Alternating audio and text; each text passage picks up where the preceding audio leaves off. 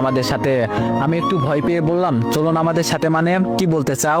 ছেলেগুলো বলল পাখি ম্যাম আমাদের। আমি বললাম বুঝেছি, আর কিছু বলতে হবে না, চলো। ওদের সাথে গাড়িতে বসতেই আমার চোখ বেঁধে দিল। আমি চুপচাপ গাড়িতে বসে আছি, কোনো কথা বললাম না। যখন আমার চোখ খুলে দিল, সামনে তাকিয়ে দেখি সেই বড় একটা বাংলো। তবে এটা সেই দিনের হাসপাতাল না।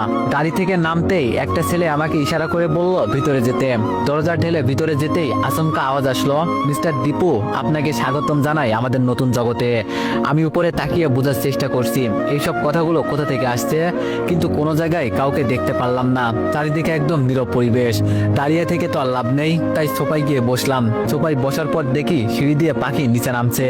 আমাকে দেখে একটা হাসি দিয়ে বলল, এত তাড়াতাড়ি চলে আসবে তুমি? আমি তো বিশ্বাসই করতে পারিনি। আমি বললাম না, আসার কি আছে? কুকুরের যদি দরকারি কোনো জিনিস নিয়ে চলে যায়, তার পিছনে তো দৌড়াতে হবেই। পাখি বলল, আজকাল খুব ভালো কথাই বলতে পারি দেখি তুই। আমি বললাম আমাকে এখানে ডাকার কারণটা কি? আর আমার কিন্তু এসব একদম ভালো লাগে না। পাখি বলল, ভালো তো আমারও লাগে না, কিন্তু কি করব বল, বারবার তোরে ফোন করে আনতে হয়, নইলে তোর বোন অথবা তোর মা যে কোনো সময় মারা যেতে পারে। আমি বললাম দেখ পাখি, আমি একবার সাবধান করে দিচ্ছি, আমার পরিবারের নাম মুখেও নিবি না। যদি কারো কিছু হয় না, ছাড়বো না কিন্তু তোমাকে, এটা মনে রেখো। পাখি আমার পাশে বসে বলল, আমাকে তোর বিয়েতে দাওয়াত দিবি না? আমি বললাম আমি এখন কোনো বিয়ে টিয়ে করছি না। পাখি বলল, মিথ্যা বলিস কেন? শুনলাম তোর নাকি মাইশার সাথে বিয়ে ঠিক হয়েছে। আমি বললাম একটা কথা তো তুমি ভালো করেই জানো, কানার তো সবকিছু মনে মনেই জানা আছে, আর মাইশার মতো দেখতে মেয়ে কয়টা আছে সেটাও আমার জানা হয়ে গেছে। পাখিকে একটু ভয় দেখানোর জন্য বললাম, দেখি আমার কথা যদি সত্যি হয়। অন্ধকারে ঢিল মারলাম। এটা বলতেই পাখির মুখের ভয়ে একটা ছাপ দেখতে পারলাম, কিন্তু সবকিছু কাটিয়ে সাথে সাথে পাখি হাসি দিয়ে বলল, তোর হবু বউ এখন অফিসের ভিতরে আছে, তুই যদি চাস এখনই তুলে নিয়ে আসবো, দেখতে চাস? আমি বললাম না না থাক, আর লাগবে না। পাখি বলল, লাগবে না কেন? আমাকে না সন্দেহ করিস? তাহলে দেখেই যা। আমি বললাম ভুল হয়েছে আমার, সরি। পাখি বলল, এই তো এতক্ষণে বুঝলি, তোর একটা সারপ্রাইজ দেওয়া ছিল। একটা কাজ কর, ওই উপরে ডান দিকে একটা রুম আছে, ওইখানে জানালার কাছে গিয়ে দাঁড়া, তাহলে সব বুঝতে পারবি। আমি বললাম আমি ওখানে যাব কেন? নাকি কোনো ফাঁদ পাতলে আমাকে ফাঁসানোর জন্য? পাখি বলল, আরে এত ভয় পাস কেন, যা। আমি বলছি তো কিছুই হবে না তোর। সোফা থেকে উঠে পাখির কথা মতো উপরে উঠতে লাগলাম। পাখির বলা রুমটাতে গিয়ে জানালার কাছে গিয়ে দাঁড়াতেই আমার চোখ যেন অন্ধ হয়ে গেল। এটা আমি কি দেখছি? চিচি, এই মেয়ে, না না, আর কিছু চিন্তা করতে পারছি না। ধপ করে নিচে বসে বললাম, মিমের হাজবেন্ডের সাথে আমার ex wife miss Mitu Begum শারীরিক সম্পর্কে লিপ্ত আছে, যাকে মাত্র কিছুক্ষণ হলো আমি ডিভোর্স দিয়েছি। আর সে, ওকে তো আমার মেরে ফেলা উচিত ছিল। তাড়াতাড়ি নিচে তাকিয়ে দেখি পাখি কার সাথে যেন ফোনে কথা বলছে। তাড়াতাড়ি ফোনটা বের করে আমি ভিডিও করতে লাগলাম, দরকার হতো তো পারে। তবে এখন আমিও একটা গেম খেলবো ওদের দিয়েই, খুব তাড়াতাড়ি এই খেলার পতন আমি করব। পাখি ফোনটা রেখে উপরে তাকালো, তখন আমি তাড়াতাড়ি ফোনটা পকেটে রেখে একটু কান্নার ভাব ধরলাম। পাখির দিকে তাকাতেই ইশারা করে বলল, এখন নিচে আয়। নিচে নামতেই পাখি বলল, তো কি দেখলি? সারপ্রাইজ ভালো লাগছে নাকি তোর? যার সাথে তোর কিছুক্ষণ আগে সবকিছু শেষ হয়ে গেছে, সে আজকে অন্য কাউকে সঙ্গ দিচ্ছে, এমন মেয়েদের বাঁচিয়ে রাখলি কেন? আমি বললাম, শুধু মিতুর কথা বললে কেন? এখানে তো তুমিও আসো। আমার মনে হয় মিমের হাজবেন্ড তোমার সাথেও। আমাকে আর কিছু বলতে না দিয়ে পাখি আমাকে লাথি মেরে দূরে ফেলে দিল, আর চিৎকার করে বলল, ওই তোরা কই, তাড়াতাড়ি এই শালাকে ধরে সাইজ কর। এটা বলতেই 8-10টা ছেলে এসে আমাকে ইচ্ছা মতো মারতে লাগলো। এখন আমি প্রায় আধমরা হয়ে গেছি। পাখি ইশারা করে বলল আমাকে মারা বন্ধ করতে। আমার কাছে এসে পাখি আমার গালে আলতো করে একটা থাপ্পড় দিয়ে বলল, তোর এত বড় সাহস কি করে হয় আমার নামে উল্টাপাল্টা চিন্তা করিস? তুই হয়তো এটা জানিস না, এটা আমারই তৈরি করা একটা গেম। আর ওই শালার সাহস আছে যে আমার গায়ে টাচ করবে, মেরে ফেলবো না? ও তো আমাকে এমনি আরো ভয় পাই, কারণ ওর থেকে আমি আরো নেমো খারাপ। তুই বেঁচে আছোস এখনো ওই কারণে, কারণ তুই মাসার হবু স্বামী। তুই মারা গেলে ও হয়তো ভেঙে পড়বে, আর কান্না করতে করতে বেচারের মুখের অবস্থা নষ্ট করে দিবে। পরে আমার সাথে যদি চেহারারই একটু ডিফারেন্ট হয়, এই জন্য এখনো তুই বেঁচে আছোস। মিমের হাজবেন্ড মিতুকে জড়িয়ে ধরে নিচে নামতে নামতে বললাম, আরে পাখি, তুমি সব সময় ওকে নিয়ে পড়ে থাকো কেন? আজকে ওর জন্য বড় একটা সারপ্রাইজ আছে, কই রে তোরা নিয়ে আয়। এটা বলতেই একটা লাভের মতো চিহ্নের লোহার জিনিসকে আগুন দিয়ে পুড়িয়ে লাল করে আনছে। এটা দেখে আমার খুব ভয় হতে লাগলো। আমি ভয়ে ভয়ে পাখির দিকে তাকিয়ে বললাম, এমনটা করো না পাখি, আমি মরে যাব।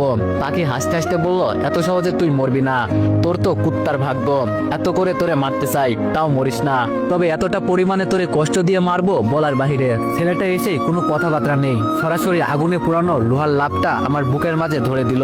ধরে একটা চিৎকার দিয়ে বললাম, ও মাগো মরে গেলাম আমি। পাখি আমার মুখ চেপে চোখ লাল করে বলল, শালা কোনো কথা বলবি না, নইলে আজকে সত্যি সত্যি তোরে মেরে ফেলবো। প্রায় 10 মিনিট হয়ে গেল, জ্যান্ত মরার মতো মাটিতে পড়ে আছি।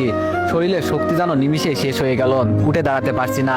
মিমের হাজবেন্ড আমার মাথার কাছে বসে মিতুকে দেখিয়ে বলল, ভালো করে তাকিয়ে দেখতো, একে চিনতে পারিস কিনা।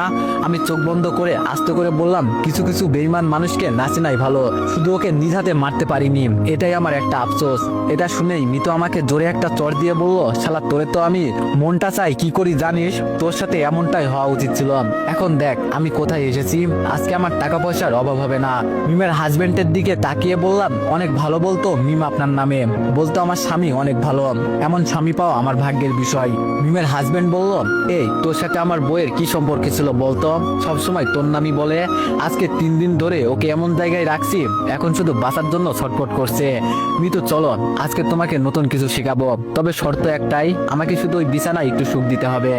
মিতু হাসি মুখে বলল, ও বেবি এইসব তোমাকে চিন্তা করতে হবে না, টাকার জন্য আমি সবকিছু করতে পারি, আর এখন থেকে তুমি আমার সাথে যা ইচ্ছা তাই করতে পারো, স্বাধীন করে দিলাম তোমাকে। মিমের হাজবেন্ড যেতে যেতে বলল, বেচারাকে এত কষ্ট দিও না, আর অনেক কষ্ট পেয়েছে ও, তবে ওকে বলো ওর বিয়ের দাওয়াত আমরা সবাই যেন পাই, নইলে সবকিছু তামা তামা করে দিব। আর পাখি একটা বিষয় মাথায় রেখো, আমাদের আরো সতর্ক হতে হবে, আমার মনে হচ্ছে আমাদের উপর কেউ একজন আড়াল থেকে নজর রাখছে। এটা বলেই ওরা চলে গেল। পাখি আমার দিকে তাকিয়ে বলল, খুব কষ্ট হয়েছে না তোর? আমি বললাম, একটা প্রশ্ন করতে পারি? পাখি বলল, বলো। আমি বললাম, মিতুকে এখানে নিয়ে আসলে কেন?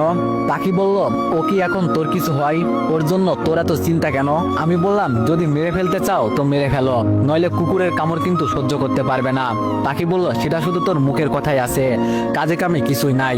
পাখি আমার গালের রক্ত মুছে একটা কিস করে বলল, খুব কিউট চেহারা তোর, দেখে খুব মায়া লাগে আমার, কিন্তু এরপরও মারতে হয়, কি করব বল, তুই একবার ওখান থেকে পালিয়ে এসে খুব বড় ভুল করলি, তবে আজকে তোরে আমি মারতে চাইনি, কিন্তু আমার নামে উল্টাপাল্টা কথা বললি কেন? আমি তো মিমের হাজবেন্ডকে ভালো করেই চিনি, আর এইসব পুরো কাজকর্ম আমি নিজেই চালাই, এই শালায় তো শুধু টাকার জন্য আমার পিছনে পড়ে আছে, শুধু একাই বিজনেস করতে পারবো না বলে ওকে সাথে রাখি, নইলে তো কোন দিনই লাথি মেরে বিদায় করে দিতাম। আমি পাখিকে ধরে আস্তে করে উপরে উঠে বললাম, এই গেম কোনো না কোনো একদিন শেষ হবে পাখি, এটা মনে রেখো, কেউ পারুক আর না পারুক আমি এটা শেষ করব। পাখি হাসতে হাসতে বলল, তুই নিজেই তো বাঁচতে পারিস কিনা তা জানিস না, আবার তুই কিভাবে আমাদের সামনে এসে দাঁড়াবি, আর তুই তো অনেক বড় বেঈমান, সেই দিন আমাকে আই লাভ ইউ বলে অন্য একজনকে বিয়ে করে নিচ্ছিস, এটা কি ঠিক বল? আমি বললাম, বিয়ে করবে আমাকে? পাখি বলল, সত্যি তোর কলিজা আছে বলতে হবে, এত কিছু হওয়ার পরেও বলিস বিয়ে করবি আমাকে, লজ্জা করে না? 2 দিন পর তোর বিয়ে। আমি বললাম, আমি তো কাউকে ভালো করার জন্য এই কথা বলছি, এতে কোনো দোষ নেই, তবে তোমার মতো মেয়ের কোনোদিন বিয়ে হবে না, এই কথাটা আমার কথার সাথে মিলিয়ে নিও। পাখি বলল, ও তাই নাকি, আমার বিয়ে হবে না? আর কয়েকটা দিন অপেক্ষা কর, তোর আমি কাকে কি বলছি, তুই এখান থেকে তাড়াতাড়ি চলে যা। তো এভরিওয়ান, নেক্সট পার্টের জন্য সবাই অপেক্ষা করো, আর সবাই একটু বেশি বেশি লাইক আর কমেন্ট করে দিও, তোমরা তো কেউ লাইক কমেন্ট করতে চাও না, তো তোমাদের একটা কথা বলি, অনেক কষ্ট করে ভিডিওগুলো বানাই, তোমরা যদি লাইক কমেন্ট নাই করো তাহলে আমার কেমন লাগবে? তো আশা করি তোমরা এবার থেকে এগুলা করবা। ধন্যবাদ।